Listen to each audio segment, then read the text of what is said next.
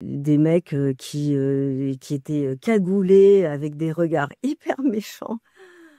J'ai dû passer devant eux, un petit peu contourner les flammes. Enfin, ça, c'était le mardi matin, donc c'était vraiment une scène de guerre, quoi.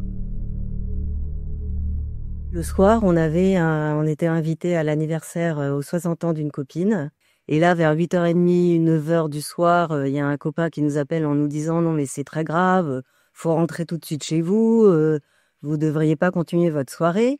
Et là, en fait, le rond-point de Magenta commençait vraiment à s'animer d'explosions. On voyait des lueurs de flammes au loin. On veut pas être mis devant la réalité et on se dit, bon, on va continuer notre soirée et on profite du moment en se disant, bah, on s'en rappellera de ta soirée au son des canons, j'ai envie de dire. Non, c'est pas très drôle, mais...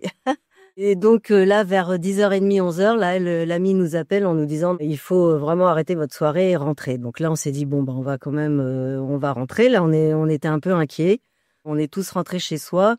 Donc moi, j'avais pas envie de me dire que c'était grave. Et même le lendemain matin, moi, je travaille le mardi matin. Je suis partie au bureau, enfin à mon travail comme d'habitude, avec dans un Nouméa désert. J'ai ouvert. C'était un peu insensé, je trouve aussi. Et là, quand je suis repassée donc le mardi matin vers 10h30 donc au rond-point Enghia, là j'ai vu une scène vraiment digne d'un film, quoi. Et c'est là où j'ai quand même un petit peu réalisé que ce qui se passait, c'était quand même grave, si on peut. Donc il y avait des gens qui étaient en train de dévaliser la grande surface de Enghia, des mecs qui étaient cagoulés avec des regards hyper méchants. J'ai dû passer devant eux, un petit peu contourner les flammes. Enfin, ça, c'était le mardi matin, donc c'était vraiment une scène de guerre, quoi. Et dans ces cas-là, je trouve que le terme sidération est assez bienvenu parce qu'effectivement, on assiste à ce genre de scène, on se croit être dans un film. Moi, enfin, j'ai eu vraiment du mal à admettre que c'était grave et qu'on rentrait dans une période où on ne sait pas combien de temps ça va durer déjà, enfin une période un peu vraiment grave, quoi. Bah, à partir de ce jour-là, bah, effectivement, on est resté enfermé dans notre quartier.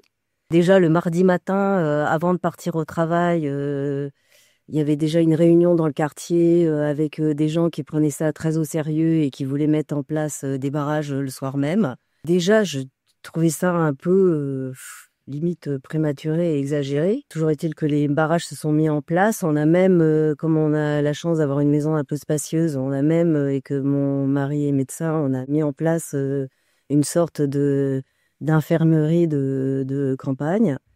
Donc, dans notre quartier, il y a pas mal de professions médicales. On s'est réunis avec tout ce qu'on pouvait avoir comme médicaments et compresses et au cas où, au cas où. Donc ça, déjà, ça file quand même un coup au moral. Et donc, voilà. Et là, là, j'ai commencé quand même à avoir peur pour de vrai, quoi. On avait vraiment pris l'étendue du problème.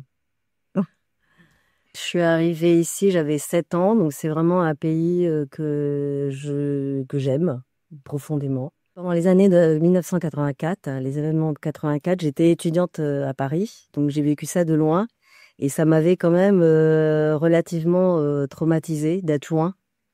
Et donc là, je voulais rester. Ça n'a jamais remis en question ma volonté de rester là. En juillet, mon mari est parti en vacances pour souffler un peu parce que il en avait besoin.